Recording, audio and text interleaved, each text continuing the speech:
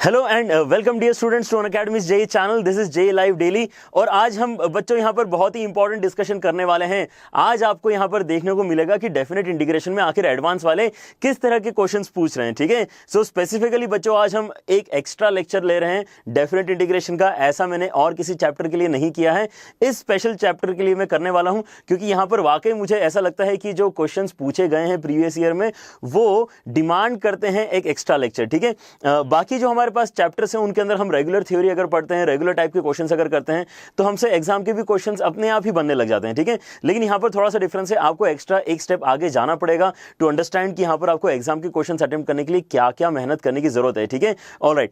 तो बच्चों last class तक हमने डेफिनेट इंटीग्रेशन एक्चुअली पूरा कंप्लीट कर लिया है। अगर किसी ने नहीं देखा है तो उसने प्लेलिस्ट देखना चाहिए डेफिनेट इंटीग्रेशन की, जो आपको 12th मैथमेटिक्स के पोर्शन में मिलेगी।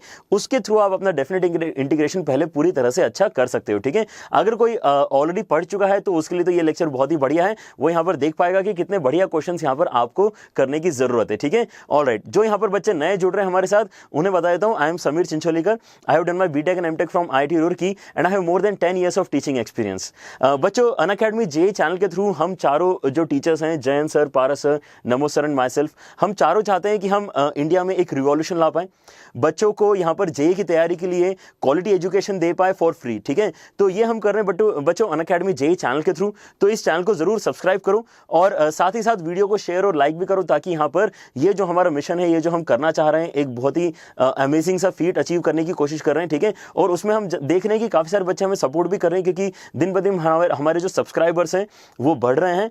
तो ये दिखा रहा है कि हम यहाँ पर जो मेहनत कर रहे हैं वो काफी यहाँ पर आपको पसंद भी आ रही है। तो आप लोग भी इसको एक बार शेयर जरूर करो वीडियो को, और साथ ही साथ लाइक भी करो, ताकि मुझे पता चले कि यहाँ पर जो हम मेहनत कर रहे हैं वो आपको वाकई हेल्प कर रही है। ठीक है, ऑलराइट। बच्चों आप अगर हम चारों टीचर्स के साथ में कनेक्टेड रहना चाहते हो तो आप टेलीग्राम ऐप पर हमारा जो एजुकेशन ग्रुप है उसको ज्वाइन कर सकते हो। बड़ा ही आसान है, टेलीग्राम का आपको ऐप डाउनलोड करना होगा मोबाइल में, और अपने मोबाइल ब्राउजर में जाकर आपको एक छोटा सा लिंक लिखना है tinyurl.com/jeilivechat। ठीक है, ये लिखने से आपको परमिशन मिलेगी उस ग्रुप में एंटर करने की, जहां पर ऑलरेडी हमारे साथ में 16-17 हज़ार बच्चे जुड़ चुके हैं। और उनको क्या क्या मिलता है, उनको रेगुलर अपडेट्स मिलते हैं, और साथ ही साथ उनको रेगुलर जो नोट्स यहां पर आपके साथ में हम बनाते हैं, शेयर करते हैं, वो वहां पर उनको मिलते हैं। ठीक है, तो आप भी उस ग्रुप का हिस्सा बनोगे तो आपको भी ये सब फैसिलिटीज साथ ही साथ मिलती रहेंगी। ठीक है बच्चों, apart from Unacademy JEE channel जहां पर हम सारे टीचर्स आपके साथ में जुड़े हुए हैं, we are also connected with students on Unacademy plus platform. अब प्लस प्लेटफॉर्म जो है एक सब्सक्रिप्शन बेस्ड प्लेटफॉर्म है, जिसको ज्वाइन करने के लिए आपको एक बेसिक सा फीस जरूर पे करना पड़ता है, लेकिन वो काफी नॉमिनल फीस मानूंगा मैं, क्योंकि आपको बताऊंगा कि यहां पर जो उसका पर डे कॉस्ट लगभग 50 से 60 रुपए पड़ता है। लेकिन वो अगर आप पे करोगे तो आपको यहां पर जो तीनों आपके सब्जेक्ट्स हैं, फिजिक्स, केमिस्ट्री, मैथ्स, ठीक है, वो लाइव क्लासेस में अटेंड करने के लिए मिलेगा। ठीक है, हम टीचर्स तो हैं ही, हमसे आप पढ़ सकते हो, साथ ही साथ और भी इंडिया के टॉप एजुकेटर्स हैं जो काफी फेमस टीचर्स रह चुके हैं इंडिया में, दिल्ली में, ऑल ओवर इंडिया। ठीक है, तो उनसे आप यहां पर और भी क्लासेस ले सकते हो। ठीक है, so it is just a single subscription and everything else which actually open for you. ठीक है, साथ ही साथ यहां पर बच्चों बहुत ही इंपॉर्टेंट है कि आप यहां पर टेस्ट सीरीज ज्वाइन करो अनअकैडमी का। ठीक है, अनअकैडमी का जो टेस्ट सीरीज है वो नेशनल लेवल का है, सारे ही टेस्ट यहां पर कंप्यूटर बेस्ड हैं। ठीक है, तो कंप्यूटर बेस्ड टेस्ट देना बहुत ही इंपॉर्टेंट, क्योंकि आपका फाइनल एग्जाम भी कंप्यूटर बेस्ड ही होने वाला है। ठीक है, साथ ही साथ अगर आपको लग रहा है कि आप रेफरेंस बुक सॉल्व करते हो लेकिन उसके अंदर काफी सारे डाउट्स रह जाते हैं, या फिर सॉल्यूशन पढ़ के भी समझ में नहीं आते हैं, then in that case Unacademy plus is again helping you lot, क्योंकि यहां पर डाउट लेक्चर्स अलग से होते हैं, जहां पर बच्चे अपने डाउट का फोटो लेकर टीचर्स के साथ में शेयर करते हैं और टीचर फिर उनको सॉल्व करता है। ठीक है, तो ये जो बच्चों सारी प्रीमियम फैसिलिटीज हैं ये आपको बहुत ही नॉमिनल कॉस्ट में मिलेगा अगर आप यहां पर एक सिंगल सब्सक्रिप्शन लेते हो तो। ठीक है, यहां पर जैसे आपको दिखेगा बच्चों कुछ रेगुलर कोर्सेस हैं, इमर्ज और इवॉल्व नाम के। इमर्ज क्लास 11th के लिए है, इवॉल्व क्लास 12th के लिए है, जहां पर हम टीचर्स आपको पढ़ा रहे हैं। साथ ही साथ हम कुछ शॉर्ट कोर्सेज भी लॉन्च करते रहते हैं, ताकि बच्चों को यहां पर जो टाइमली असिस्टेंस चाहिए होता है वो भी उनको मिलते रहे। ठीक है, तो बच्चों आपको ये सब अगर करना है तो ये बहुत ही सिंपल सा स्टेप है। मोबाइल में आपको जस्ट एक ऐप डाउनलोड करना है, अनअकैडमीज लर्निंग ऐप, और उस ऐप को जब डाउनलोड करोगे तो ओपन करने के बाद आपको वहां पर एक सेक्शन मिलेगा, प्लस सेक्शन। प्लस सेक्शन वो है जहां पर लाइव क्लासेस होती हैं। ठीक है, अनअकैडमी ऐप एजुकेशन ऐप, जो एजुकेशन का पूरा आपके पास में एंड्रॉयड की ऐप्स है, उसमें काफी अच्छी रेटिंग वाला ऐप है। इसके अंदर अपार्ट फ्रॉम दिस और भी बहुत सारी चीजें होती हैं। ठीक है। लेकिन आपको अगर लाइव क्लासेस लेनी है देन आपको कहाँ जाना है, प्लस वाले सेक्शन में जाके IIT JEE वाले सेक्शन को सब्सक्राइब करना है, ठीक है। अब यहाँ पर अगर कोई नया है तो उसको ये सुन के बड़ा अच्छा लगेगा कि यहाँ पर एक बहुत ही बढ़िया सा ऑप्शन ऐड कर दिया गया है, अनलॉक 7 डे फ्री ट्रायल। अगर आपको पता नहीं है कि यहाँ पर अनअकैडमी प्लस पर क्लासेस कैसे होती हैं, कोर्सेज कैसे होते हैं, किस तरह से मटेरियल दिया जाता है, किस तरह से डाउट डिस्कशन होता है, then you can actually try Unacademy plus for free for 7 days, ठीक है। उसके बाद में आप फिर सब्सक्रिप्शन लेने के बारे में सोच सकते हो, ठीक है। जो बच्चे ऑलरेडी जानते हैं वो आई थिंक सब्सक्रिप्शन लेने वाला स्टेप डायरेक्टली कर पाएंगे, ठीक है। यहाँ पर सब्सक्रिप्शन लेते समय बच्चों आपके पास में फिर से काफी सारे ऑप्शन रहेंगे, लेकिन कंफ्यूज होने की जरूरत नहीं है। यहाँ पर जो इनिशियल ऑप्शन है वो ज्यादा आपको बेनिफिट नहीं देंगे। आप अगर यहाँ पर टीचर्स के साथ में अनअकैडमी प्लस प्लेटफॉर्म के ऊपर ज्यादा समय के लिए कनेक्टेड रहोगे तो आपको एक तो फायदा एकेडमिकली होगा, लेकिन साथ ही साथ आपका जो पर मंथ कॉस्ट है वो भी एकदम से रिड्यूस डाउन हो जाएगा। आप अगर यहां पर 12 महीने का सब्सक्रिप्शन लेते हो also using JEE live code, ठीक है। JEE लाइव कोड हमारे स्टूडेंट्स का कोड है, हमारे स्टूडेंट्स के लिए जो अनअकैडमी JEE चैनल पे हमारे साथ ऑलरेडी कनेक्टेड है, ठीक है। उन स्टूडेंट्स को एक्स्ट्रा डिस्काउंट देने के लिए ये कोड हमने लाया है, तो आपने इस कोड का डेफिनेटली यूज करना चाहिए जब आप यहाँ पे प्लस प्लेटफॉर्म को ज्वाइन कर रहे हो तो, ठीक है। JEE लाइव कोड से आपको 10% डिस्काउंट मिलता है। साथ ही हमें ये पता चलता है कि जो भी बच्चे JEE लाइव कोड से आ रहे हैं वो हमारे स्टूडेंट रह चुके हैं, तो उनके साथ में ट्यूनिंग ऑलरेडी हमारी बनी हुई है, उनको हमारी बोली हुई बातें समझ में आती है, तो एक काफी अच्छा रिलेशनशिप ऑलरेडी जो बना हुआ है हमारे साथ यहाँ पे, उसको आगे कंटिन्यू करना काफी आसान होता है, ठीक है। बच्चों यहाँ पर जब आप यहाँ पे फाइनल सब्सक्रिप्शन लेते हो तो उसका कॉस्ट जो है पर मंथ लगभग 1800 रुपीज आता है। पर डे की कॉस्ट यहाँ पर लगभग 50 से 60 रुपए पड़ेगी आपको। और आपको क्या मिल रहा है, आपको लाइव क्लासेस मिल रही है फिजिक्स केमिस्ट्री मैथ्स तीनों के लिए, साथ ही साथ आपको अमेजिंग सी टेस्ट सीरीज मिल रही है, साथ ही साथ आपके डाउट भी क्लियर हो रहे हैं। So that's why I was saying कि यहाँ पर जो प्रीमियम फीचर्स हैं वो आपको काफी अफोर्डेबल रेट्स में मिल रहे हैं, ठीक है। So make sure to explore this particular feature. लेकिन आज का डिस्कशन स्टार्ट करते हैं which is again very important for all of you, ठीक है। इस डिस्कशन को मिस आउट नहीं करना है। प्रीवियस ईयर क्वेश्चंस जो यहाँ पर आए हुए हैं डेफिनेट इंटीग्रेशन के, उनको आज हम यहाँ पे डिस्कस करने वाले हैं एक एक करके। यहाँ पर क्वेश्चन देके एकदम से डरेंगे नहीं, है ना, उसके बारे में सोचना स्टार्ट करेंगे। क्वेश्चंस को जितना अच्छे से सोचोगे उतना शॉर्ट सॉल्यूशन आप उसका सोच पाओगे, ठीक है। तो एक एक करके स्टार्ट करते हैं, क्योंकि ये प्रीवियस ईयर क्वेश्चन से तो ऐसा हो सकता है कि आपको जहां पर भी आप पढ़ाई करते हो या फिर जो भी आप बुक सॉल्व करते हो उसमें ये क्वेश्चंस आपने देखे हुए होंगे, ठीक है। No doubt previous year questions हर बुक में होते हैं, हर मटेरियल में होते हैं, तो आपने देखे हुए होना चाहिए। प्लस यहां पर हम इसका डिस्कशन इसलिए भी करना चाह रहे हैं क्योंकि वो best of previous year question, ठीक है। प्रीवियस ईयर क्वेश्चन बच्चों ऐसे ओवरऑल देखने जाओगे तो बहुत सारे हैं, ठीक है, लेकिन उनमें से जो सबसे बढ़िया वाले हैं वो इस लेक्चर में मैं आपके साथ में डिस्कस करने वाला हूं। जैसे कि ये पहला क्वेश्चन है 2014 में आया था। 2014 में ये क्वेश्चन आया था, इंटीग्रेट करना था आपको π/4 से लेके π/2 तक 2 cosec x की पावर 17, 2 cosec x की पावर 17, ठीक है। और यहां पर ऑप्शन देखो, ऑप्शन भी जो दिए हुए हैं वो एक्चुअली इंटीग्रेशन के ही फॉर्मेट में दिए हुए हैं। अब ये बहुत बड़ी हिंट है, ठीक है। इस तरह का क्वेश्चन अगर आपको कभी भी दिखेगा तो आपने ये सोचना चाहिए कि ये क्वेश्चन आसानी से सॉल्व हो सकता है, क्योंकि एक्चुअली इसको इंटीग्रेशन तो सॉल्व ही नहीं करना है, आपको क्या करना है, इंटीग्रेशन को कन्वर्ट करना है, ठीक है। आपको एक फॉर्मेट से दूसरे फॉर्मेट में इंटीग्रेशन को कन्वर्ट करना है, ठीक है। सो ये मेन आइडिया यहां पर है। अगर आप यहां पर कोई एक बहुत बढ़िया सा सब्स्टिट्यूशन सोच पाओगे तभी तो कन्वर्जन होगा, ठीक है। तो इस क्वेश्चन में बस इतना ही सोचना था कि हम क्या यहां पर सब्स्टिट्यूशन सोचें ताकि आपको बड़ी आसानी से 2 cosec की जगह e की पावर जैसा कुछ तो देखने के लिए मिल जाए। e की पावर, अब ये कहां से आएगा, ठीक है। तो सोचना स्टार्ट करते हैं। अब यहां पे आपको यहां पर 2 चीजें दिख रही हैं, ठीक है।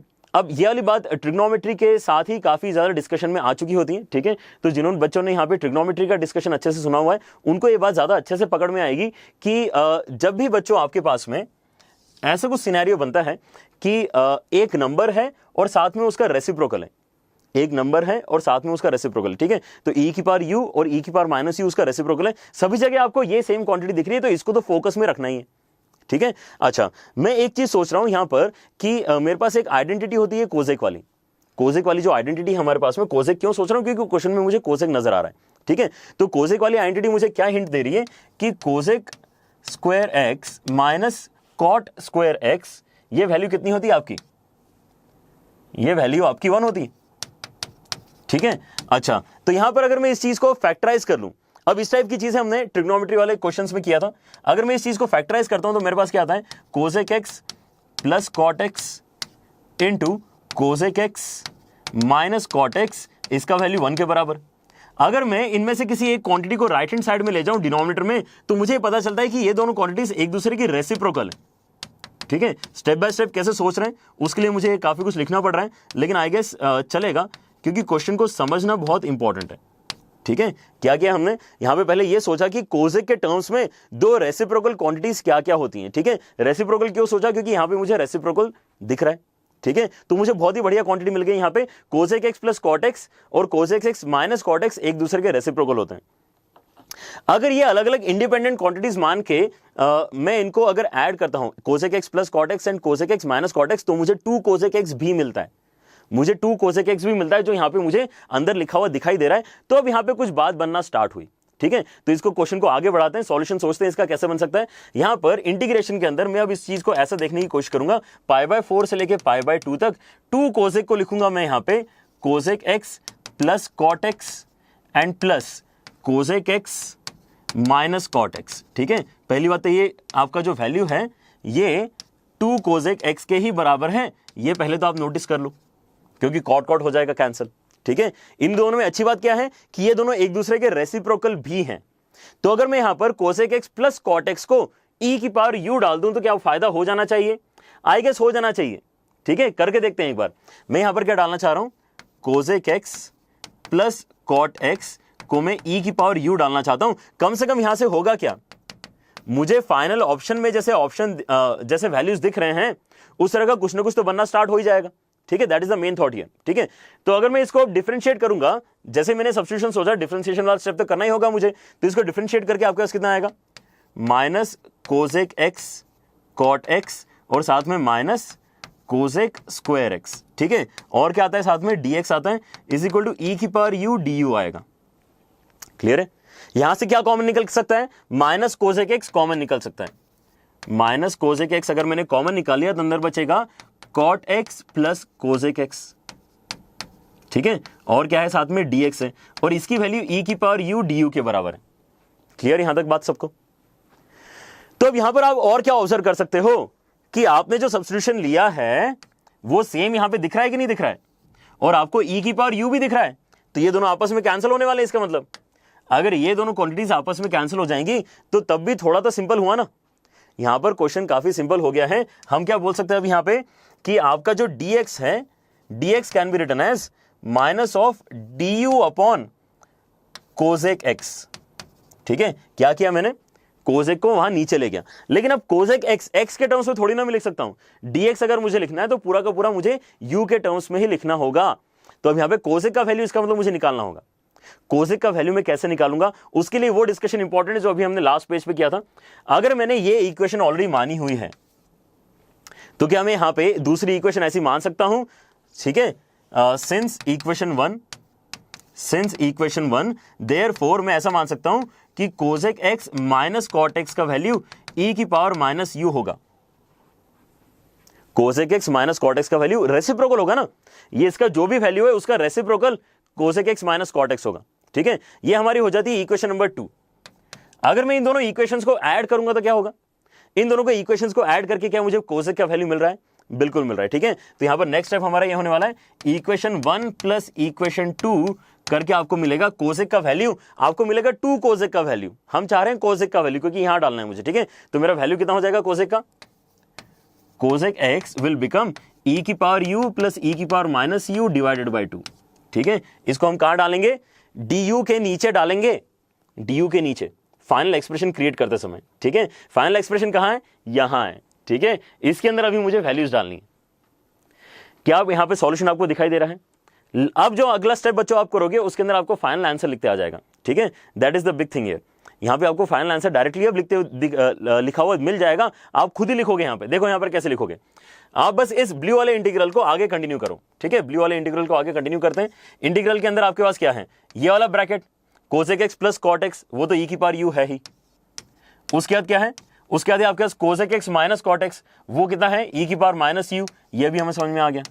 उसके बाद क्या है, उसके बाद यहाँ पे dx है, dx के प्लेस में क्या लिखना है आपको, minus du upon cosec x. Cosec x का वैल्यू कितना लिखना है आपको, e की पावर u प्लस e की पावर माइनस u अपॉन 2 मतलब 2 ऊपर चला जाएगा। ठीक है, ऑलराइट। तो यहां पर हमने सारी वैल्यूज लिख दी हैं। क्या इतनी वैल्यूज हमें चाहिए थी। यहां पर पावर 17 भी था, तो ऐसा करते हैं यहां पर भी पावर 17 ऊपर लिख देते हैं। यहां तक समझ में आ गई बात सारी। तो यहां पर अब बचता क्या है, बस लिमिट वाली बात बचती है। तो अगर मैं यहां पर π/4 इनपुट दूंगा तो मेरा e की पावर u वाला एक्सप्रेशन कितना बनेगा, देखें एक बार। π/4 डालने पे ये हो जाएगा कितना, कोसेक का वैल्यू √2 और कॉट का वैल्यू 1, तो 1 + √2। 1 + √2 क्या है, यहां पे e की पावर u का वैल्यू है। तो u का वैल्यू कितना है, वेरिएबल का वैल्यू बताना होता है आपको। u का वैल्यू हो जाएगा ln ऑफ 1 + √2, ठीक है, ln ऑफ 1 + √2। और वैसे ही अगर मैं यहां पे π/2 डालूंगा तो π/2 पे तो ये होता है 1, ये होता है 0, तो e की पावर u का वैल्यू अगर मुझे चाहिए 1 तो u का वैल्यू कितना हो जाएगा, 0 हो जाएगा। तो यहां पर ऊपर आ जाएगा 0। अब यहां पे डेफिनेट इंटीग्रेशन की बेसिक से बस प्रॉपर्टीज ही आपको यूज करना है और आपका ऑप्शन दिखाई दे जाएगा आपको। ये जो माइनस साइन है ये क्या करने वाला है, ये माइनस साइन हमारी लिमिट को ऊपर नीचे कर देगा। और क्या होगा, ये जो 2 है उसको आगे लिख दो, कोई दिक्कत नहीं है। और क्या होगा, यहां पर e की पावर u प्लस e की पावर माइनस u नीचे भी है, तो ये 17 पावर की जगह कितना दिखाई देगा आपको, एक कम पावर दिखाई देगी, ठीक है। तो ये एक्सप्रेशन आपको हो गया है 0 से लेके ln के अंदर 1 + √2, ठीक है। और ये कहां लिखा है ढूंढ के देख लो, है ना। फिर से चलते हैं ऑप्शंस के पास में, ऑप्शंस में ये कहां लिखा है वो एक बार देख लेते हैं तो आपको करेक्ट ऑप्शन पता चल जाएगा, ठीक है। तो आई गेस ये पहला ही ऑप्शन है, ठीक है, ये आपका पहले ऑप्शन है। यहां पर प्लस भी है, 16 भी है, 2 भी है और 0 से लेके log ऑफ 1 + √2 लिमिट भी है। तो ए ऑप्शन इस केस में आपका करेक्ट हो जाएगा। बाकी यहां पर जो माइनस वाले हैं वो तो डायरेक्टली डिस्कार्ड कर दिया। इस प्लस वाले में 17 पावर गड़बड़ आ रही है, साथ में 2 भी नहीं आ रहा है। क्लियर है, ऑलराइट। तो इस तरीके से आपको बस क्या करना है, सोचना है कि आप कन्वर्जन कैसे कर सकते हो, ठीक है। एक इंटीग्रल को दूसरे इंटीग्रल में कैसे चेंज कर सकते हो। क्या सोचा है हमने, एक अच्छा सा सब्स्टिट्यूशन सोचा है, ठीक है। इस तरह से आपको सोचना होगा, ठीक है। अमेजिंग क्वेश्चन तो है ये, ठीक है। ये अगर वाकई 2014 में अगर आपने इसको देखा होता तो कर पाते क्या, ठीक है। यही बस आपको करना है कि आपको इस तरह के क्वेश्चंस एग्जाम में भी करते आ जाना चाहिए। तो पहले तो ये सोचो कि क्या मैंने समझाया आपको तो क्या ये समझ में आया आपको, एक बार फिर से खुद से करके देखना। अगर आप इसको वाकई खुद से सारी स्टेप्स एक साथ लिख पाते हो, ठीक है, तो मतलब आपको ये क्वेश्चन का सॉल्यूशन अच्छे समझ में आया। Clear, alright. चलो और देखते हैं और कौन कौन से amazing questions already previous year में आ चुके हैं। जो ऑलरेडी प्रीवियस ईयर एडवांस में आ चुके हैं कम से कम वो अब आपको यहां पर एडवांस में तो फिर से नहीं मिलने वाले हैं। तो आधे बच्चे तो इस बात को लेकर खुश हो सकते हैं कि ये क्वेश्चन अब फिर से एग्जाम में नहीं आएगा, ठीक है, ऑलराइट। लेकिन तब भी ये देखना जरूरी है, प्रीवियस ईयर क्वेश्चन देखना क्यों जरूरी है, एक तो मेंस पॉइंट ऑफ व्यू से बहुत इंपॉर्टेंट है। वैसे भी आप यहां पर देख रहे हो कि मेंस का लेवल थोड़ा सा इंक्रीज होने वाला है क्योंकि आपके नंबर ऑफ क्वेश्चंस कम हो गए, ठीक है। There is a very good chance कि आपको इस टाइप के questions, not exactly this type के क्वेश्चन, ये काफी हार्ड क्वेश्चन है, लेकिन इस टाइप के क्वेश्चंस आपको हो सकता है मेंस में करने की जरूरत पड़े, ठीक है। So now doing previous year JEE questions is even more important, ठीक है, ऑलराइट। नेक्स्ट क्वेश्चन ये देखते हैं, ये 2015 का क्वेश्चन है। बड़े बड़े क्वेश्चन है ये, ठीक है। पहली बार में देख के ऐसा लगता है इनको तो छोड़ ही देते हैं। ये वाकई वैसे ही क्वेश्चन है जिनको पहली बार में देख के ऐसा लगता है यार इनको तो छोड़ देते हैं, आगे बढ़ते हैं, दूसरे सिंबल वाले क्वेश्चन अटेम्प्ट करते हैं, ठीक है। लेकिन तब भी आज का लेक्चर ही हमने इसके ऊपर रखा है कि आज डिफिकल्ट वाले क्वेश्चन ही कम करने वाले हैं, ठीक है। होपफुली यहाँ पर बच्चों आपको बातें समझ में आ रही हैं सारी, ठीक है। क्या है यहाँ पर, ऊपर न्यूमरेटर में एक इंटीग्रेशन है, डिनोमिनेटर में एक इंटीग्रेशन है, ठीक है, और इसका वैल्यू सॉल्व करके आपको एल मिलता है। अब एल यहाँ पे ऑप्शन में लिखा हुआ दिख रहा है और ए भी ऑप्शन में लिखा हुआ दिख रहा है। अब ए कहां पर है, ए यहाँ पर अंदर है सब जगह, ठीक है। अच्छा, और क्या क्या ऑब्जर्व कर पा रहे हैं हम यहाँ पर ये ऑब्जर्व कर पा रहे हैं कि हमारे पास जो न्यूमरेटर में इंटीग्रेशन के अंदर वैल्यू लिखी हुई है और जो डिनोमिनेटर में इंटीग्रेशन के अंदर वैल्यू लिखी हुई है वो दोनों सेम है, दोनों सेम है, एग्जैक्टली सेम है, ठीक है। तो यहाँ पे अलग क्या है, केवल लिमिट अलग है। नीचे वाला लिमिट 0 से लेके पाई तक जा रहा है और ऊपर वाला लिमिट 0 से लेके 4 पाई तक जा रहा है, बस that is the only difference. और यहां पर आंसर काफी कन्वीनियंटली निकल के आ रहा है, ठीक है। तो ये क्वेश्चन देख के पहली बात तो आपको ये समझ में आना चाहिए कि ये क्वेश्चन में भी हमें कन्वर्जन ही सोचना है, ठीक है। लास्ट क्वेश्चन में भी हमने कन्वर्जन किया था, इस क्वेश्चन में भी हम कन्वर्जन ही करना चाह रहे हैं। ये बात आपको समझ में आनी चाहिए क्योंकि हम एक्चुअली तो इंटीग्रेट करने वाले नहीं है। अगर मैं यहां पर मेरी लिमिट्स इस तरीके से मैनेज कर लूं कि ऊपर भी और नीचे भी सेम चीज आ जाए तो कैंसिल हो जाएगा, ऐसे कुछ सोचना है आपको, ठीक है। अभी जो प्रॉब्लम आ रहा है केवल लिमिट का आ रहा है ना, उस चीज को सॉल्व करने के बारे में हम यहाँ पे अब सोचने वाले हैं, ठीक है। तो पहले तो ऑप्शन हटाते हैं, यहां से थोड़ी जगह मिलेगी हमें, मतलब क्वेश्चन सॉल्व करने के लिए। यहां पर देखते हैं हमारे पास पहले फंक्शन अंदर दिया क्या है। हमारे पास जो फंक्शन दिया है, let us call it fx, और वो है e की पावर t। e की पावर t लिखा वैसे तो, लेकिन मैं fx मान रहा हूं तो इसको e की पावर x कर लेता हूं, ठीक है। पर पूरा का पूरा यहाँ पर जो अरेंजमेंट है उसको मैं वैसे रखने वाला हूं। अगर आपको दिक्कत आ रही है तो आप इसको e की पावर t लेके एग्जैक्टली सेम चीज भी लिख सकते हो, कोई दिक्कत नहीं है, ठीक है। लेकिन अभी e की पावर x इंटू साइन की पावर 6 ax एंड कॉस की पावर 4 ax, ऐसा आपके पास में fx है, ठीक है। अब यहां पर मुझे एक बात समझ में आ रही है कि यार ये साइन वाली वैल्यू और कॉस वाली वैल्यू जो है ये पीरियोडिक तो होती है, कुछ ना कुछ यहाँ पे फायदा होता है, ठीक है। तो मैं यहाँ पे देखता हूं कि यार ये आखिर कितने पीरियड के साथ में मुझे हेल्प कर रहा है, ठीक है। इन जनरल में देखना चाह रहा हूं कि ऐसा करते हैं कि एफ ऑफ एक्स के प्लेस में एफ ऑफ के पाई प्लस एक्स बना के देखते हैं क्या होगा। एफ ऑफ के पाई प्लस एक्स बना के देखते हैं। आप यहाँ पे पाई प्लस एक्स बना के देखो, आप यहाँ पे 2 पाई प्लस एक्स बना के देखो, 3 पाई प्लस एक्स बना के देखो, ठीक है। आपको जो भी अच्छा लग रहा है बना के देखो। इन जनरल क्या बनाओगे, यहाँ पे के पाई प्लस एक्स बनाओगे।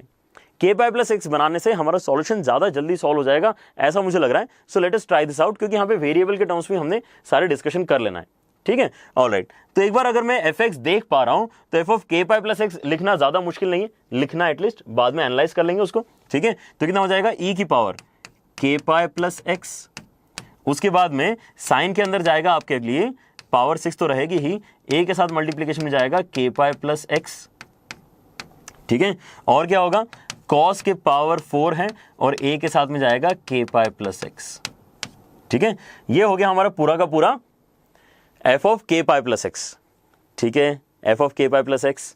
ऑलराइट, तो यहां पर देखते हैं, पहले साइन वाले वैल्यू को देखते हैं। अगर ये मैंने ब्रैकेट ए ओपन कर दिया, ठीक है, और ब्रैकेट ए ओपन करके यहां पर देखो ऑप्शंस क्या थे। ए का वैल्यू या तो 2 इमेजिन करना है या फिर 4 इमेजिन करना है, ठीक है। ए का वैल्यू या तो 2 है या फिर ए का वैल्यू 4 है।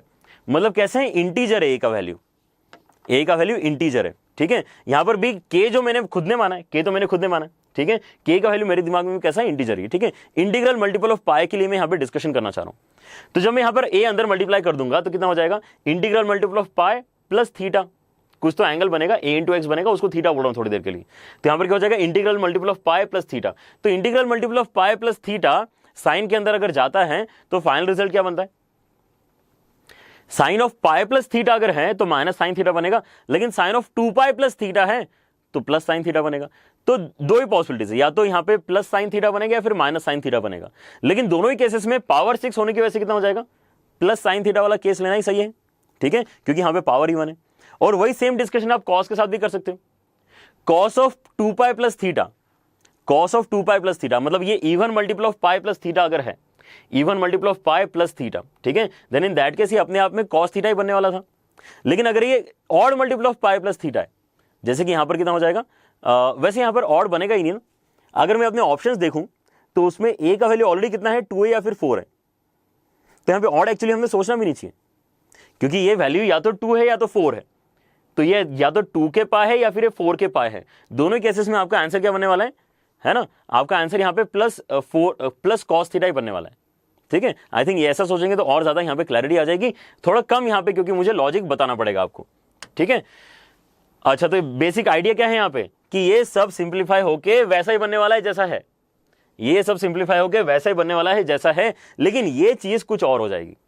यहां पे क्या दिख रहा है मुझे, यहां पे दिख रहा है ई की पावर के पाई अलग कर सकता हूं, ई की पावर एक्स अलग कर सकता हूं, है ना, एक्सपोनेंट की प्रॉपर्टी से, और अंदर वाली क्वांटिटी जो है ये वही बन जाएगी जो पहले थी, ठीक है।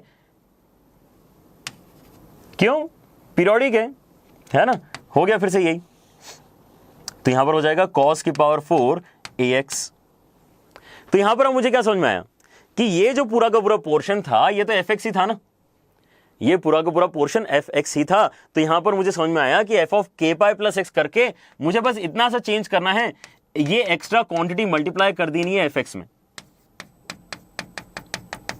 f of k pi plus x वाली जो वैल्यू है वो कैसी आएगी, fx के अंदर e की पावर k पाई मल्टीप्लाई कर दो, दैट्स इट। तो आपको यहां पर f of k pi plus x का आंसर निकल के आ जाएगा। आपको ज्यादा कुछ यहां पे सोचने की जरूरत नहीं है। अगर आपको ये क्लियर हो गया है तो अब यहां पे अब न्यूमरेटर वाले इंटीग्रल को अच्छे से ब्रेक करके समझना स्टार्ट हम कर सकते हैं, ठीक है। अब यहां पर फिर से मैं ऑलरेडी इसको fx नाम दे चुका हूं, ठीक है। ft दिया होता तो ज्यादा आसान होता वैसे।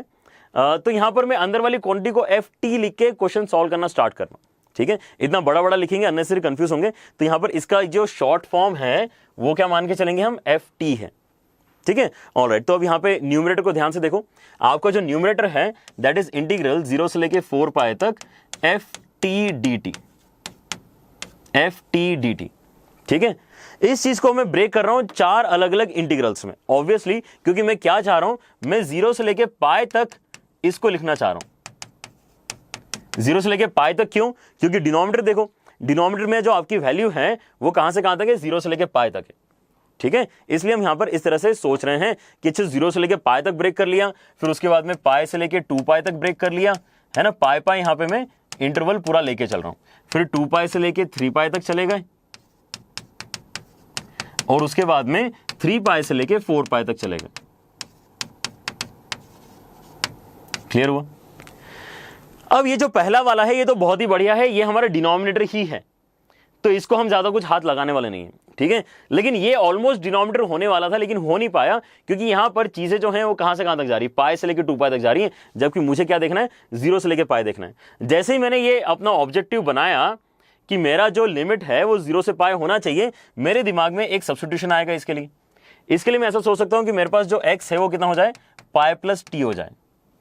x अगर मेरा पाई प्लस टी हो जाएगा देन इन दैट केस यहां पर क्या बनेगा, पाई डालने पे पाई पाई कैंसिल होकर टी का वैल्यू 0 बनेगा, और 2 पाई डालने पे पाई कैंसिल होकर पाई बनेगा। ठीक है, तो यहां पे टी का वैल्यू 0 से लेके पाई तक जाएगा। ठीक है, तो ये जो मेरा ट्रांसफॉर्मेशन है, ये जो मेरा सब्स्टिट्यूशन है, ये मेरा इंटीग्रल चेंज कर रहा है 0 से लेके पाई तक। कहां से लेके कहां तक, 0 से लेके पाई तक। लेकिन x के प्लेस में क्या लिखना है मुझे, अच्छा ये ऑलरेडी टी में चल रही कहानी, ओहो कहानी ऑलरेडी टी में अगर चल रही है तो ऐसा करते हैं, यहां पर टी बोलते हैं, यहां पे u बोल देते हैं, चलो ठीक है। टी को हमने क्या डाला, पाई प्लस यू डाला, तो मेरे पास फंक्शन के अंदर कितना बन जाएगा, पाई प्लस यू बन जाएगा, और ds के प्लेस, dt के प्लेस में du तो आना ही है, इसको डिफरेंशिएट करके देख लो। तो इस वैल्यू को अगर अच्छे से समझ लोगे, आगे वाली चीजें आपको ऑटोमेटिकली समझ में आ जाएंगी, क्योंकि बेसिक सा पैटर्न यहां पे फॉलो होने वाला है। जैसे मैं यहां पर देख रहा हूं F of pi plus you बना, मेरे दिमाग में यह आता है, ठीक है, मेरे दिमाग में यह आता है कि कोई भी multiple of pi plus x अगर होता है तो मेरा फंक्शन बिहेव कैसे करता है, फिर से वही बनता है, लेकिन ये एक्स्ट्रा क्वांटिटी और आती है। तो अगर मैंने डायरेक्टली के पाई की जगह पाई लिया हुआ है, मतलब के का वैल्यू 1 लिया है मैंने, ठीक है, तो e की पावर पाई एक्स्ट्रा कर दो तो आपको यहां पे F of pi plus you का वैल्यू भी मिल जाएगा। ठीक है, तो ये कैसे बनने वाला है आपका, ये हो जाएगा आपका इंटीग्रेशन e की power pi into F of U D you, 0 से लेके पाई तक। ठीक है, अब आपके पास में F of U D you लिखा हुआ है, चाहे F of T D T लिखा हुआ है, कोई फर्क नहीं पड़ता, क्योंकि अंदर का वेरिएबल चेंज करने से इनडेफिनिट इंटीग्रेशन को फर्क नहीं पड़ता है। ये वाली बात पता है सबको? ठीक है, so I can actually write it as ये हो जाएगा इंटीग्रेशन 0 से लेके पाई तक, है ना। और थोड़ी सी जगह बना के अच्छे से लिखते हैं इस चीज को। यहां पर e की पावर पाई क्योंकि कांस्टेंट है तो उसको बाहर निकाल लेते हैं, तो e की पावर पाई कांस्टेंट निकल आया, इंटीग्रेशन हो गया 0 से लेके पाई तक F of T D T, clear है। तो मेरा पहला वाला जो नंबर है वो तो डिनोमिनेटर ही है, जो दूसरा वाला है वो e की पावर पाई इंटू डिनोमिनेटर है। ठीक है, आगे वाला क्या हो जाएगा, ठीक है, यहां पर सिमेट्री दिख रहे हो, यहां पे नीचे पाई है तो यहां e की पावर पाई आया, यहां नीचे 2 पाई है तो कितना आएगा आगे वाले में, e की पावर 2 पाई इंटू डिनोमिनेटर आएगा, आगे वाले में कितना आएगा, e की पावर 3 पाई इंटू डिनोमिनेटर आएगा। ठीक है, क्या करने से, इस तरह के बेसिक से सब्स्टिट्यूशन करने से आएगा। ठीक है, सेकंड इसमें क्या सब्स्टिट्यूशन करोगे आप, सेकंड इसमें आप सब्स्टिट्यूशन करोगे t is equal to 2 pi plus u. ठीक है, और वैसे ही इसको आगे कंटिन्यू करना होगा, और लास्ट वाले में आपका सब्स्टिट्यूशन करोगे, लास्ट वाले में आप करोगे t is equal to 3 pi plus u. ऐसे 3 अलग अलग सब्स्टिट्यूशन करके आपको यहां पे क्वेश्चन को सॉल्व करना होगा। क्लियर हो रहा है? ग्रीन वाला जो है वो मैंने पूरा आपको सॉल्व करके दिखा दिया है, ब्लैक वाला और ब्लू वाला आएगा साहब पैटर्न को स्टडी करके डायरेक्टली लिख पाओगे। अब ऐसी चीजें भी इंपॉर्टेंट होती है कि आप पैटर्न को स्टडी करो, अदरवाइज आपको सोचो यहां पर जितना टाइम लगा है इतना ही 2 बार और करने में टाइम लगेगा। लेकिन अगर किसी बच्चे ने यहाँ पे पैटर्न नोटिस कर लिया तो डायरेक्टली बता पाएगा कि सर इसको सॉल्व मत करो, ये तो कितना हो जाएगा, e की पावर 2 पाई इंटू डिनोमिनेटर हो जाएगा, और ये हो जाएगा e की पावर 3 पाई इंटू डिनोमिनेटर। जैसे ही हम ये लिखेंगे क्या मुझे ये रेशो लिखना आसान हो जाएगा, ये जो मुझे रेशो कैलकुलेट करना है ये कितना बचेगा, क्या क्या है आपके पास में, आपके पास में डायरेक्ट डिनोमिनेटर मतलब 1 इंटू डिनोमिनेटर, फिर something into denominator, then again something into denominator, ऐसा कुछ है। डिनोमिनेटर कॉमन आके कैंसिल हो जाएगा। ठीक है, तो आपका जो L का वैल्यू है वो अल्टीमेटली इतना ही बचेगा 1 e की पावर पाई, e की पावर 2 पाई एंड e की पावर 3 पाई। ये जो सॉरी ये जो एक्सप्रेशन है, ये एक्सप्रेशन एक्चुअली एक जीपी का है जिसको आप कंप्रेस कर सकते हो। ठीक है, इसको अगर आपको कंप्रेस करना है तो कैसा हो जाएगा, first term into common ratio की power number of terms -1 upon common ratio -1। ठीक है, now your value of L is e की पावर 4 पाई -1 अपॉन e की पावर पाई -1। ये आपका एल का फाइनल आंसर है। क्लियर हो रहा है? देखें ये वाला ऑप्शन ढूंढ के देखें कहां पर है, e की पावर 4 पाई -1, e की पावर 4 पाई -1, e की पावर 4 पाई -1, e की पावर पाई -1। ये करेक्ट लग रहा है, ये प्लस वाले तो दोनों गड़बड़ लग रहे हैं। ठीक है, ये वाला करेक्ट लग रहा है। इन दोनों में से कौन सा करेक्ट आएगा? एक्चुअली क्वेश्चन कैसा है, मल्टी करेक्ट वाला क्वेश्चन है, तो क्या यहां पे दोनों करेक्ट हो सकते हैं? ए के ऊपर क्या मेरा आंसर डिपेंड कर रहा है? नहीं कर रहा है। ए के ऊपर मेरा आंसर डिपेंड कर ही नहीं रहा है। ए का वैल्यू चाहे 2 हो, ए का वैल्यू चाहे 4 हो, मेरा आंसर तो यहां पर क्या आएगा, एल का तो आंसर वही आएगा। इसलिए मल्टी करेक्ट में ए और सी दोनों करेक्ट है। क्लियर हो रहा है? कैसे सोच रहे हैं, समझ में आ रहा है? फंक्शन का बिहेवियर यहां पे पहले हमने पता किया, उस बिहेवियर को जब हमने एनालाइज किया तो पता चला कि यहां पर केवल e की पावर पाई एक्स्ट्रा मल्टीप्लिकेशन में आ रहा है, e की पावर 2 पाई एक्स्ट्रा मल्टीप्लिकेशन में आ रहा है, e की पावर 3 पाई एक्स्ट्रा मल्टीप्लिकेशन में आ रहा है, और इसलिए आपका l का आंसर बड़ी आसानी से यहां पे आपके पास में निकल के आ गया। Again a very good question. ठीक है, ऐसे ही और क्वेश्चन करते हैं। ठीक है, ऑलराइट, एक और क्वेश्चन देखो, ये 2013 में आया था। ये क्वेश्चन 2013 में आया था। ऐसा लग रहा है ये तो लिमिट का क्वेश्चन है सर, आपने यहां पे डेफिनेट इंटीग्रेशन के प्रीवियस ईयर के क्वेश्चंस करा रहे हो, लेकिन ये तो लिमिट का क्वेश्चन है। नहीं, अभी लास्ट क्लास में हमने क्या किया था, हमने लिमिट ऑफ सम किया था। ये कहीं ना कहीं आगे जाके लिमिट ऑफ सम में कन्वर्ट होगा। ठीक है, इसलिए क्वेश्चन यहां पर हम डिस्कस करना चाह रहे हैं। लेकिन यहां पर एक बात और है, पहले यहां पे थोड़ा सा मैं आपको बता देता हूं कि ये क्वेश्चन भी किस में आया था, ये मोर देन 1 करेक्ट वाले पैटर्न में आया था। ठीक है, so you will have to be very careful when you select ABCD। ठीक है, देखते हैं चलो फिर यहां पर क्या क्या आंसर निकल के आ सकते हैं, क्या क्या हो सकता है यहां पे, और स्टार्ट कैसे करेंगे। अब हमने जो भी लिमिट ऑफ सम के क्वेश्चन किए थे उसमें आपको पता है कि यहां पर limit n tending to infinity तो दिख रहा होता है, लेकिन आगे वाला जो ब्रैकेट होता है उसको सिग्मा के फॉर्मेट में लिखना बहुत आसान होता है, जबकि यहां पर एकदम से दिखाई नहीं दे रही चीजें। यहां पे एकदम से सिग्मा का फॉर्मेट नहीं दिखाई दे रहा है, यही यहां पर एक्चुअली एडवांस का कंसेप्ट है। ठीक है, इसलिए एडवांस का क्वेश्चन है। अदरवाइज आप देख सकते हो प्रीवियस ईयर के यहाँ पे मेंस के क्वेश्चन, वो देखते से आपको पता होता है कि हाँ इसके अंदर ये प्रॉपर्टी लगाएंगे आंसर आएगा। कुछ बच्चे तो उसको ओरली भी कर पाएंगे मेंस के क्वेश्चंस को। ठीक है, लेकिन एडवांस के क्वेश्चन में थोड़ा सा आपको इनिशियली दिमाग लगाना पड़ता है, ताकि आपको पहले तो ये हिम्मत आए कि क्वेश्चन छोड़ के आगे नहीं बढ़ना है। क्वेश्चन अटेम्प्ट किया जा सकता है, आंसर निकाला जा सकता है, ये आपको तब समझ में आएगा। ठीक है, तो यहाँ पर क्या क्या लिखा हुआ है उसको जरा अच्छे से देखना स्टार्ट करते हैं। 1 की पावर a, 2 की पावर a, n की पावर a, ऐसा कुछ लिखा हुआ है। ठीक है, तो यहां पर ये जो ऊपर वाला है ये काफी कुछ मुझे कैसा लग रहा है, हमने ऐसे लास्ट क्लास में या लास्ट क्लास में एक क्वेश्चन किया था, ऑलमोस्ट वैसा ही लग रहा है। अगर 1 की पावर a के नीचे n की पावर है, 2 की पावर a के नीचे n की पावर है, n की पावर a के नीचे n की पावर a अगर होता तो यहां पर ये बढ़िया सा r/n की पावर a वाले फॉर्मेट में कन्वर्ट हो जाता। r/n की पावर a मतलब यहां पे n की पावर a थोड़ा सा मिसिंग है, तो n की पावर a से मैं डिवाइड भी कर देता हूं, n की पावर a से मल्टीप्लाई भी कर देता हूं, और यहां से मैं अपना लिमिट ऑफ सम ढूंढना स्टार्ट कर रहा हूं। ठीक है, n की पावर a से मल्टीप्लाई किया और n की पावर a से डिवाइड भी कर दिया। ठीक है, और वो n की पावर a जो है वो मैं सबके नीचे अलग अलग लिख रहा हूं। ठीक है, यार ये बात समझ में आती है। यहां पर हमने न्यूमरेटर को अच्छे से डिकोड कर लिया है। डिनोमिनेटर देखो क्या हो रहा है, डिनोमिनेटर में आपके पास में n+1 की पावर a-1 है।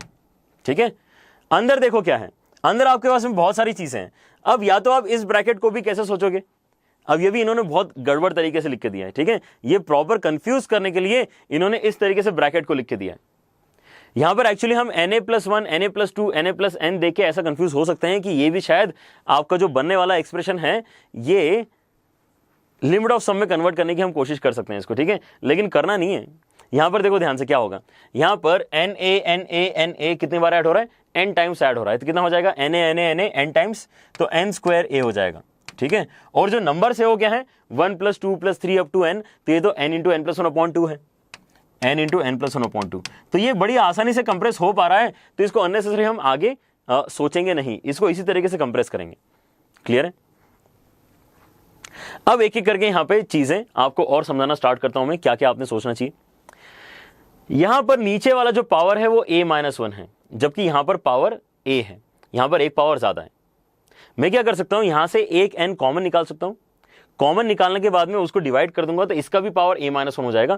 तो ये दोनों एक सिंगल पावर के अंदर जा सकते हैं। ठीक है, ये एक सिंगल पावर के अंदर मैं ले जाना चाह रहा हूं, तो मैं n को निकाल के इससे डिवाइड करना चाह रहा हूं। n निकल रहा है क्योंकि यहां से सामने दिख रहा है मुझे। ठीक है, लेकिन मैं एक और n चाहता हूं, और मैं डेलिबरेटली एक और n निकालूंगा भी। मतलब इस ब्रैकेट को क्या कुर्बान करना है, n स्क्वायर कुर्बान करना है यहां से। ठीक है, n स्क्वायर यहां से बाहर निकालने वाला हूं मैं, क्योंकि दूसरा n स्क्वायर किसकी हेल्प करेगा, ये जो लिमिट ऑफ सम बनने वाला है उसकी हेल्प करेगा, क्योंकि लिमिट ऑफ सम में आपको 1/n भी तो चाहिए होता है। ठीक है, तो दो चीजें हो रही है बच्चों यहां पे, अगले स्टेप में ध्यान से करना। Limit n tending to infinity, पहले तो क्या करूंगा मैं, इसका एक पावर कम कर रहा हूं, n की पावर a-1, डिनोमिनेटर में n प्लस 1 की पावर a-1।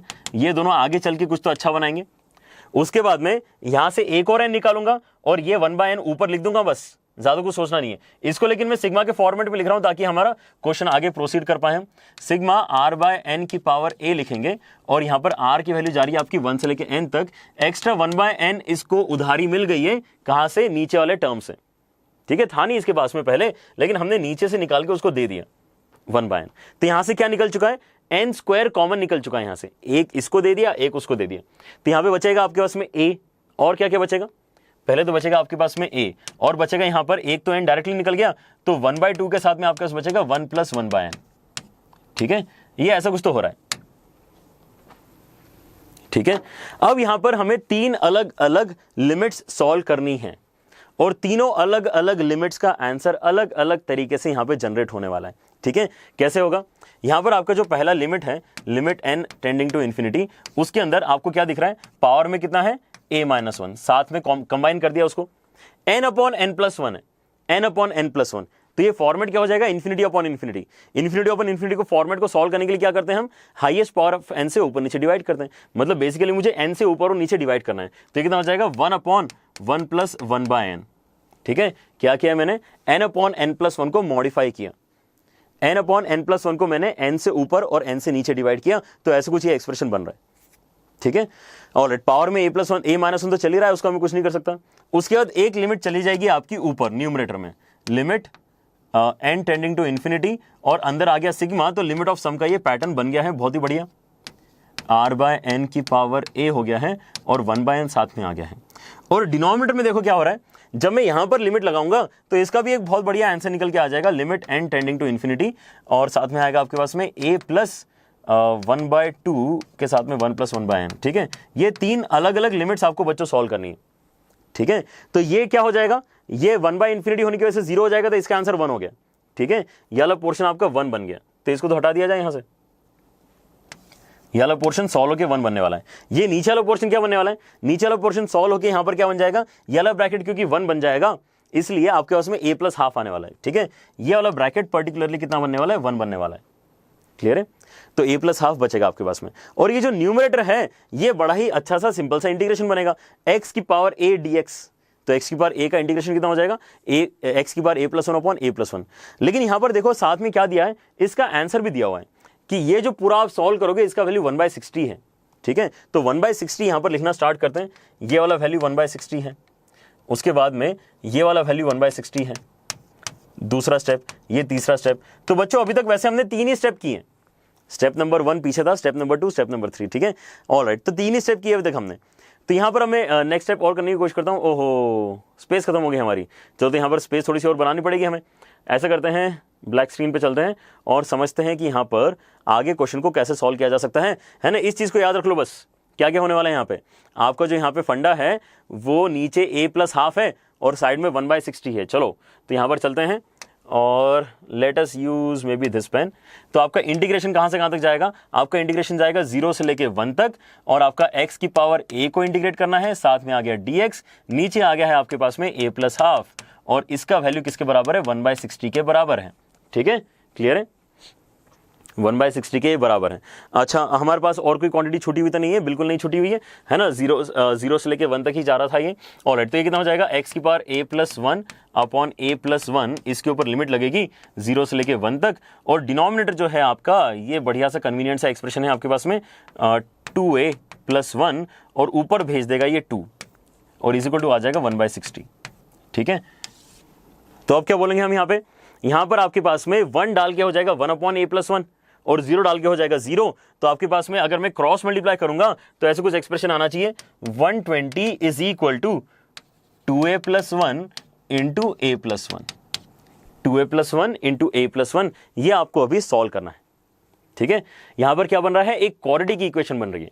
क्योंकि यहां पर क्वाड्रेटिक इक्वेशन बन रही है, इसीलिए आपके दो आंसर्स पॉसिबल हैं। ठीक है, सोचो इसको यहां पे सॉल्व करके कैसे बनने वाला है, 2a स्क्वायर प्लस कितना हो जाएगा 3a और +1, तो -119 इज इक्वल टू 0 होगा। इस चीज को अगर कोई अच्छे से फैक्टराइज कर पाएगा, जो कि पॉसिबल है, नंबर्स अच्छे हैं यहाँ पे, तो आपको फाइनली a का आंसर मिल जाएगा। तो कैसे फैक्टराइज हो सकता है ये, 2 × 119 यहाँ पे इस तरह से होगा बच्चों फैक्टराइज। ये हो जाएगा आपका 17a - 14a and -119 is equal to 0।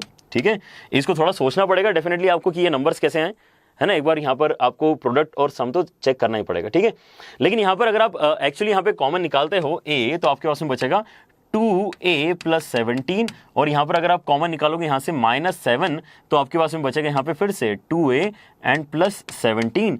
Just check this out, 17 × 7 करके देख लो कितना होता है, 17 × 7 करके 119 होगा। ठीक है, तो यहाँ पर फैक्टराइज हो गया है, 2a + 17 into a - 7 is equal to आ गया है हमारे पास 0। तो यहाँ से हमारे पास क्या आ जाएगा, a का वैल्यू या तो 7 होना चाहिए या फिर -17/2 होना चाहिए। इस तरह से आपको दो आंसर्स कैलकुलेट करने थे। ये तो बिल्कुल ऐसा लग रहा है जैसे मैं चौक वाले बोर्ड पे पढ़ा रहा हूँ। ठीक है, ऑल राइट, सो डेफिनेटली इसकी विजिबिलिटी काफ़ी अच्छी है। आई होप यहाँ पे सारे बच्चे समझ पा रहे हैं। ठीक है, कि आपका फाइनल आंसर कैसे निकल जाएगा इसमें आसानी से। लेकिन ये क्वेश्चन वाकई बहुत अच्छा है, क्योंकि ये क्वेश्चन एक्चुअली लिमिट का भी है और लिमिट ऑफ सम का भी है। ठीक है, इसके अंदर कुछ दो लिमिट्स हमने ऐसे सॉल्व करी जो बेसिक लिमिट के फंडे से सॉल्व हो रही हैं, लेकिन एक इसके अंदर लिमिट ऐसी थी जो लिमिट ऑफ सम के फंडे से सॉल्व हो रही थी। ठीक है, so that was a brilliant thing about this. I hope सारे बच्चे इस चीज को समझ पाए हैं। ठीक है, ऑलराइट, चलो तो ये बच्चों हमारा कौन सा वाला ऑप्शन होगा फिर, हमारे पास दोनों ही आंसर आ गए शायद, है ना। इसके अंदर बी आंसर भी आ गया है हमारे पास, ओहो, हमारे पास बी आंसर भी आ गया है और साथ ही साथ डी आंसर भी आ गया है। क्लियर है, ऑलराइट। तो ये हमारा 2013 का क्वेश्चन डिस्कस होता है। हाँ, तो यहां पर आप देख पा रहे हो बच्चों कि हम अगर नंबर ऑफ क्वेश्चंस देखें, ठीक है, तो नंबर ऑफ क्वेश्चंस काफी कम यहां पर डिस्कस हो पाएंगे, क्योंकि सारे के सारे यहां पर बढ़िया वाले क्वेश्चंस हैं। और अगर मैंने यहां पर थोड़ी भी जल्दी करी समझाने में, तो हो सकता है कि वो पूरा का पूरा 5 मिनट ही वेस्ट हो जाएगा। ठीक है, तो इससे तो हम यहाँ पे 10 मिनट के लिए क्वेश्चन सॉल्व करेंगे, लेकिन अंडरस्टैंडिंग पूरी डेवलप करने की कोशिश करेंगे कि यहाँ पर क्या क्या आपको सोचने की जरूरत पड़ सकती है। ठीक है, so this is our next question now. ये 2009 में आया था, और ये क्वेश्चन फिर से बहुत बढ़िया क्वेश्चन है। इसके अंदर कहीं ना कहीं आपको रिडक्शन टाइप की चीजें नजर आ रही हैं। ठीक है, in+2 is equal to in। ठीक है, और इस फिर तो सिग्मा विग्मा लगा दिया, कुछ तो इंपॉर्टेंट सा कर दिया इसने, और यहाँ पर in is equal to in+1। ठीक है, तो इन दोनों में से कौन सा वाला सही है, ऐसा कुछ यहाँ पे आपको ढूंढने की जरूरत पड़ेगी। ठीक है, इन दोनों में से कौन सा वाला सही है, ऐसा कुछ आपको ढूंढना है। और जो एक्सप्रेशन है वो भी कोई बहुत बढ़िया नहीं लग रहा। ठीक है, तो एक्सप्रेशन को भी समझना पड़ेगा हमें। तो पहली बात ये कि वो in अपने आप में जो दिया है ये बहुत ही अच्छा नहीं। पहले तो हम उस in को ही सिंप्लीफाई करते हैं, उसके बाद में ऑप्शन के बारे में सोचेंगे। Are you getting this? पहले हम यहां पे in को ही सिंप्लीफाई करने के बारे में सोचेंगे। तो आपको जो in है, आपको जो यहां पर in है, ठीक है, उसमें मैं कौन सी प्रॉपर्टी लगा सकता हूं, -a से a वाली प्रॉपर्टी में इसके अंदर लगा रहा हूं। -a से a वाली प्रॉपर्टी आपको क्या बोलती है, -a से a, कि आप यहां पर चीजों को बस 0 से a भी ले जाओगे तो भी चलेगा, लेकिन आपको अंदर क्या क्या लिखना पड़ेगा, 0 से a मतलब इस केस में 0 से पाए, लेकिन आपको अंदर क्या क्या लिखना पड़ेगा, यहां पे आपको अंदर लिखना पड़ेगा fx जैसा का जैसा है वैसा, तो sin of nx upon 1 + π⁴x into sin x। लेकिन साथ ही साथ आपको और क्या लिखना पड़ेगा, f of -x भी लिखना पड़ेगा। f of -x अगर मैं यहां पे लिखने जाऊंगा तो कितना हो जाएगा, यहां पे साइन के अंदर अगर -nx आएगा तो माइनस बाहर आ जाएगा साइन से, है ना, तो -sin nx बनेगा। ठीक है, फिर उसके बाद क्या होगा, π⁻⁻x, π⁻⁻x यहां पे अलग से लिखा हुआ दिखाई देगा। और क्या होगा, यहां पर साइन के अंदर भी -x डालना पड़ेगा, साइन के अंदर -x डालेंगे तो कितना हो जाएगा, -sin x। ठीक है, इस चीज को भी इंटीग्रेट करेंगे तो भी in ही है, ऐसा हम प्रॉपर्टी के थ्रू जानते हैं। तो पहली बात तो मुझे समझ में आ रहा है कि यहां से माइनस माइनस कर दिया जाए, कैंसिल, ठीक है, ऊपर नीचे से। अब यहां पे क्या दिख रहा है, साइन nx ऊपर कॉमन निकलेगा, साइन x नीचे कॉमन निकलेगा, अगर आप बची हुई क्वांटिटी को ऐड करोगे तो 1 आएगा। ऐसे क्वेश्चन बहुत सारे हमने a + b - x वाली प्रॉपर्टी से किए हुए हैं, ठीक है, याद आ रहा है। ये कैसे होगा, ये पहले 1/π⁴x बनेगा, 1/π⁴x का एलसीएम जाएगा, तो यहाँ पे π⁴x ऊपर जाएगा, लेकिन डिनोमिनेटर क्या बनेगा, जो यहाँ पर एग्जैक्टली वही बनेगा। तो 1 + π⁴x अपॉन 1 + π⁴x सिंप्लीफाई हो जाएगा अगर आप यहाँ पे आगे एडिशन करोगे तो, विच विल बी 1, ठीक है। तो बचेगा कितना आपके पास, बस इतना ही बचेगा, यही आपको सॉल्व करना है, 0 से लेके पाई तक sin की power nx upon sin x। तो पहली बात तो ये कि क्वेश्चन मत देखना आप, क्वेश्चन को हमने पहली बात तो 2 स्टेप्स में सिंप्लीफाई कर दिया, ठीक है, एक सिंगल प्रॉपर्टी लगाई और हमारा क्वेश्चन बहुत बढ़िया तरीके से सिंप्लीफाई हो गया। इसको देख के अच्छा लग रहा है ना, साइन की power nx upon sin x, ठीक है। अच्छा, यहाँ पे n का इंपॉर्टेंस भी समझ में आया मुझे, in वो है, तो i2 कितना हो जाएगा, sin 2x अपॉन x हो जाएगा, i3 कितना हो जाएगा, sin 3x अपॉन x हो जाएगा। समझ रहे हो ना, यहाँ पे n एक ही जगह दिखाई दे रहा है, तो in मुझे अच्छे से समझ में आ रहा है यहाँ पे, ठीक है। in कितना है, लिख लें एक बार फिर से, in है हमारा इंटीग्रेशन 0 से लेके पाई तक sine of nx upon sin x dx। ओहो, ऑलराइट, तो अब यहां पर आने के बाद में अब हमें थोड़ा सा ऑप्शन के ऊपर जाना पड़ेगा, ठीक है। ऑप्शन यहां पर क्या है, ए और डी को इंपॉर्टेंस दे रहा हूं, सिग्मा तो पता नहीं यार, अभी एकदम से सिग्मा देख के तो समझ में नहीं आ रहा है, ठीक है, लेकिन हमें क्या चाहिए, या तो ए टाइप का रिलेशन चाहिए या फिर डी टाइप का रिलेशन चाहिए, पहले तो मुझे ये लग रहा है, ठीक है। So let us start with A, in + 2 in के बराबर है क्या, ऐसा ढूंढने की कोशिश करते हैं, ठीक है। तो ज्यादा आसान ये होगा कि आप यहां पर in + 2 माइनस in कैलकुलेट करने की कोशिश करो। अगर ये 0 आ गया, अगर in + 2 माइनस in 0 आ गया, then in that case in + 2 = in हो जाएगा, ठीक है। तो ये हम यहां पे करना चाह रहे हैं, हम यहां पर इसका वैल्यू 0 है कि नहीं ऐसा चेक करना चाह रहे हैं। तो अगर in का एक्सप्रेशन ये है तो in + 2 में क्या होगा, चेंज, बस एक ही चेंज होगा, n की जगह n + 2 आ जाएगा, तो इंटीग्रेशन हो जाएगा 0 से लेके पाई तक साइन ऑफ n + 2x, है ना, नीचे कितना आएगा sin x and minus sine of nx, और नीचे आ जाएगा sin x, और ये चला जाएगा dx के साथ में, ठीक है। अब यहां पर कुछ तो अच्छा हो रहा है, पहली बात तो डिनोमिनेटर इनके इक्वल है, तो ऊपर वाला न्यूमरेटर डायरेक्टली सब्ट्रैक्शन में जाएगा, और जैसे सब्ट्रैक्शन में जाएगा मुझे ट्रिग्नोमेट्री का एक अच्छा वाला प्रॉपर्टी याद आ रहा है, फॉर्मूला याद आ रहा है, sin c - sin d, sin c - sin d, ठीक है, ये लगाना चाह रहे हैं हम यहाँ पे। डिनोमिनेटर तो मेरे ख्याल से सारे बच्चों को दिख ही गया है, डिनोमिनेटर में यहाँ पे नीचे sin x आने वाला है, ठीक है। ऊपर क्या होगा अभी उसको देखते हैं, sin c - sin d कितना होता है, 2 sin this minus that upon 2, ये जो दोनों एंगल्स हैं, इन दोनों एंगल्स का सब्ट्रैक्शन, इन दोनों एंगल्स के सब्ट्रैक्शन में nx तो हो जाएगा कैंसिल, तो 2x बचेगा, तो this minus that c - d upon 2, upon 2 भी करेंगे तो कितना बचेगा, x बचेगा बस। लेकिन cos के साथ क्या आएगा, दिस प्लस दैट अपॉन 2, तो 2nx + 2x अपॉन 2, तो 2 कैंसिल हो जाएगा, तो n + 1x ऐसा बनेगा। क्लियर है। इससे अच्छी बात क्या होती है, ये करने से अच्छी बात ये हो गई कि यहां पे साइन हो जाएगा कैंसिल। तो आपको अब इंटीग्रेट करना है कॉस, कॉस इंटीग्रेट करना कौन सी बड़ी बात है, कॉस का इंटीग्रेशन हो जाएगा साइन, तो आपको यहां पर इसका मतलब in + 2 माइनस in का आंसर अभी आ जाएगा, निकालते हैं कितना हो जाएगा, 2 बाहर निकाल दिया, कॉस का इंटीग्रेशन साइन हो जाएगा, sine of n + 1x upon, लेकिन n + 1 भी लिखना पड़ेगा, है ना, क्योंकि x का कोएफिशिएंट है n + 1, और इसके ऊपर लिमिट लगाना है मुझे 0 से लेके पाई तक।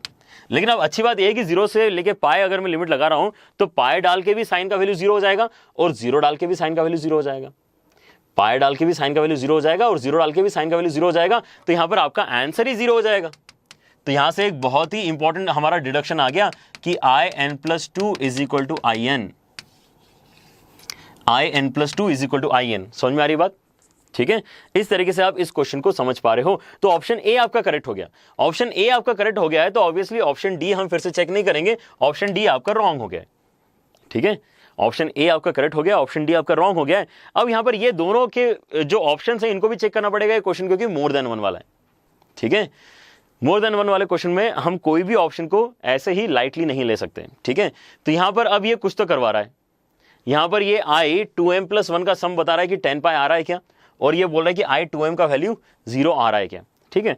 तो अब इससे आपको एटलीस्ट ये समझ में आ रहा है कि अच्छा ठीक है, मैं अगर यहां पर I0 का वैल्यू निकाल लेता हूं तो I2 का भी वही वैल्यू होगा, और I2 का अगर वैल्यू आ गया है तो I4 का भी वही वैल्यू होगा, और I4 का वैल्यू आ गया तो I6 का भी वही वैल्यू होगा। ठीक है, तो यहां पर एक्चुअली सारे के सारे जो इवन सबस्क्रिप्ट वाले I हैं उन सब का वैल्यू I0 के ही बराबर होने वाला है। ठीक है, I0 कितना है वो पता नहीं, हमें निकाल लेंगे, लेकिन I0 के ही बराबर होगा, ये समझ में आ रहा है। वैसे यहां पर सोचो, अगर मेरे पास I1 का वैल्यू है तो वो I3 के बराबर होगा, अगर I3 का वैल्यू है तो वो I5 के बराबर होगा, अगर I5 का वैल्यू है तो I7 के बराबर होगा। ठीक है, दोनों साइड n की सेम वैल्यू डालो। दूसरी बात ये समझ में आ रही है कि I1 का वैल्यू अगर मेरे पास आ जाता है तो सारे ऑड सबस्क्रिप्ट वाले वैल्यूज एग्जैक्टली I1 के ही बराबर होंगे। ठीक है, तो अगर मेरे पास I1 का वैल्यू लेटेस्ट से पाई आ गया तो 10 बार सेम वैल्यू ऐड करके 10 पाई आ जाएगा। अगर मेरे पास I0 का वैल्यू लेटेस्ट से 0 आ गया तो 10 बार ऐड करके 0 को 0 ही आएगा। ठीक है, क्योंकि यहां पे सारे इवन सबस्क्रिप्ट बनेंगे, वहां पे सारे ऑड सबस्क्रिप्ट बनेंगे। क्लियर? ऑलराइट, तो इस चीज को विजुलाइज करें। इस चीज को विजुलाइज करने के लिए आप ऐसा सोचो कि आपका IN जो है वो क्या है, इंटीग्रेशन 0 से लेके पाई तक साइन की power nx upon sine x। ठीक है, तो अगर मैं यहां पर इसको I0 कैलकुलेट करने के लिए बोलूं तो 0 आ रहा है, ये तो दिख रहा है ओरली, क्योंकि अगर यहां n की वैल्यू 0 डालूंगा तो ये 0 हो जाएगा, तो 0 का इंटीग्रेशन तो 0 ही होगा। ठीक है, अच्छा, और अगर मैं I1 कैलकुलेट करने के लिए बोलूं आपको तो यहां पर जैसे आपने 1 डाला तो इंटीग्रेशन कितना बचा, 0 से लेके पाई तक साइन x हो जाएगा, कैंसिल ऊपर नीचे से। तो अल्टीमेटली आप 1 को इंटीग्रेट करोगे तो 1 को इंटीग्रेट करके x आएगा, x पे लिमिट लगेगी 0 से लेके पाई तक, तो इसका आंसर भी पाई आएगा। तो आपको I1 का आंसर पाई और I0 का आंसर 0 मिल चुका है। ऐसा ही हम कुछ एक्सपेक्ट कर रहे थे ऑप्शंस को सही बनाने के लिए। ठीक है, अगर यहां पर I1 का वैल्यू आपके पास में पाई आ चुका है तो सारे ही ऑड सबस्क्रिप्ट का आंसर पाई ही आएगा, और ऐसे 10 वैल्यूज अगर आप ऐड करोगे 1 से लेके 10 तक 10 वैल्यूज बनते हैं, तो 10 बार पाई ऐड होके 10 पाई बनेगा। ये ऑप्शन बिल्कुल सही है।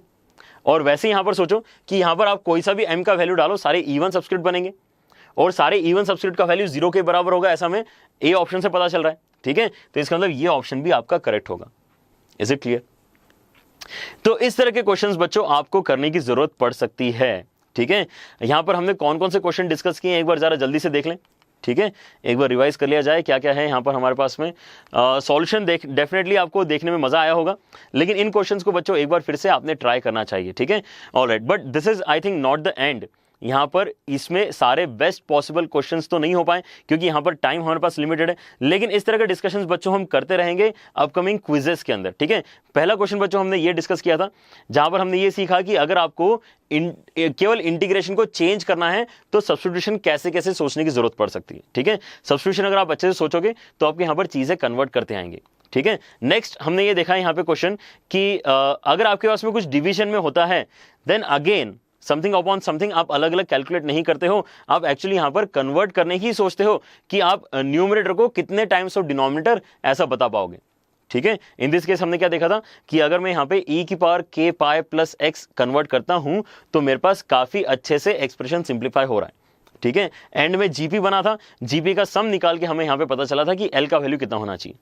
ठीक है, lot was to be done in this question, और हमने किया था ताकि हमें इसका फाइनल आंसर निकाल पाए। ठीक है, ऑलराइट, उसके बाद जो हमने देखा क्वेश्चन फिर से यहाँ पर लिमिट का क्वेश्चन था। हमें देख के समझ में आया कि लिमिट तो नहीं, लिमिट ऑफ सम का क्वेश्चन है, लेकिन लिमिट ऑफ सम के क्वेश्चन के कंपैरिजन में बेटर क्वेश्चन थोड़ा सा ये, क्योंकि इसके अंदर वाकई लिमिट भी सॉल्व करनी थी हमें। यहाँ पर जो 2 पोर्शंस है इसके अंदर वाकई लिमिट सॉल्व हो रही थी, और जो तीसरा पोर्शन था ये लिमिट ऑफ सम का क्वेश्चन था।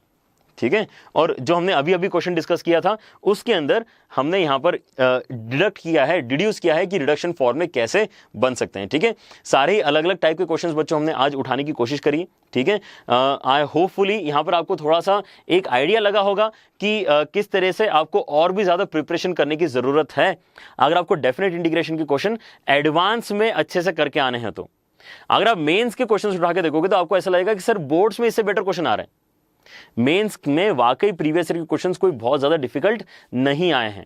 ठीक है, लेकिन अब क्योंकि आपका मेंस का पैटर्न थोड़ा चेंज होने का एक्सपेक्टेशन है तो आपने मेंस को भी लाइटली नहीं लेना चाहिए। मेंस के लिए भी आपने प्रीवियस ईयर के एटलीस्ट प्रीवियस ईयर के आपने क्वेश्चंस करना चाहिए, और भी कम करना चाहते हो तो एटलीस्ट आपने प्रीवियस ईयर के इंटीजर टाइप जो है वो करना चाहिए, क्योंकि जो नया पैटर्न ऐड हुआ है मेंस के अंदर वो क्या है, मेंस के अंदर न्यूमेरिक पैटर्न ऐड हुआ है। ठीक है, तो अगर आपको कहीं से सीखना है, ठीक है, कोई भी अगर पेपर बनाना चाह रहा है, ठीक है, मेंस का, तो अगर कहीं से भी अगर कुछ लर्निंग लेना चाहता है तो लर्निंग वो IIT JEE के पेपर से ही लेगा। ठीक है, IIT JEE का जो पेपर है, JEE एडवांस का जो पेपर है, उसके अंदर बहुत सालों से इंटीजर टाइप क्वेश्चंस रेगुलरली आ रहे हैं। ठीक है, सो आप ये एक्सपेक्ट कर सकते हो कि आपको प्रीवियस ईयर से मैच होने वाले काफी सारे क्वेश्चंस देखने को मिलेंगे आने वाले मेंस पेपर में। ठीक है, सो with that particular hint I am living you guys here. ठीक है, आज के सेशन में मुझे तो काफी मजा आया क्योंकि यहाँ पर इतने एडवांस लेवल के क्वेश्चंस हमने कम ही डिस्कस किए थे। ठीक है, लेकिन आप जान सकते हो कि ये हम रेगुलर लेक्चर्स में क्यों नहीं डिस्कस कर पाएंगे, क्योंकि यहाँ पर डायरेक्ट कोई थ्योरी सीखने को नहीं मिल रही आपको। ठीक है, यहां पर कोई भी ऐसा क्वेश्चन नहीं है जो आपको कुछ सिखाएगा थ्योरेटिकली। अगर आपको क्वेश्चन सीखना होता है तो क्लास इलस्ट्रेशंस सबसे बढ़िया होते हैं, उससे आपको एक्चुअली 0 से 80% तक जाने का मौका मिलता है क्लास इलस्ट्रेशंस के थ्रू। ठीक है, लेकिन वो जो 80 से 100 वाला जो आपको कवर करना है वो सेल्फ प्रैक्टिस या तो आपको करनी होगी या फिर कोई बढ़िया सा आपको मटेरियल कोई दे देगा। ठीक है, तो उसके थ्रू आपकी प्रैक्टिस हो सकती है। ठीक है, सो दैट इज वाई अगर आपको और भी ज्यादा यहाँ पर पढ़ना है तो आपने जुड़ना चाहिए अनअकैडमी प्लस के ऊपर हम सब टीचर्स के साथ में, जहां पर आपके साथ में डिस्कशंस के लिए हमारे पास और भी ज्यादा टाइम होता है, हम आपके साथ डाउट डिस्कस कर पाते हैं, आपको मटेरियल दे पाते हैं। तो आई गेस वो एक जो ज़रूरत होती है कि हम अपने प्रिपरेशन को अगले लेवल पर ले जाएंगे, ठीक है, विद फर्दर डिस्कशन, वो अनअकैडमी प्लस पर हमें करने में ज़्यादा यहाँ पर कन्वीनियंट फील होता है और आप भी बच्चों को वहाँ पर काफ़ी कन्वीनियंस फील होगा टू डू दैट। ठीक है, apart from that do subscribe to our channel Unacademy JEE, जहां पर इस तरह के हम रेगुलरली सेशंस लेते रहते हैं। 9 to 10 बच्चों आपका मैथमेटिक्स का सेशन हो ही रहा है। अगर आपको फिजिक्स केमिस्ट्री भी पढ़ना है then it is from 7 to 8 physics and 8 to 9 chemistry. ठीक है, मंडे ट्यूसडे वेंसडे हम 11th के टॉपिक्स पढ़ाते हैं और फ्राइडे सैटरडे संडे हम 12th के टॉपिक्स पढ़ाते हैं। जैसे आज हमने 12th का एक टॉपिक डेफिनेट इंटीग्रेशन के ऊपर डिस्कशन किया था। हालांकि आज के लेक्चर में हमने डेफिनेट इंटीग्रेशन के केवल क्वेश्चंस डिस्कस किए हैं, लेकिन आपको रेगुलर क्लासेस में थ्योरी के साथ साथ क्वेश्चंस देखने को मिलेंगे। ये एक एड ऑन लेक्चर था, एक एक्स्ट्रा लेक्चर था। आई होप यहां पर आपको ये देख के मजा आया। ठीक है, alright, so with that note I will leave you guys, take care, bye bye.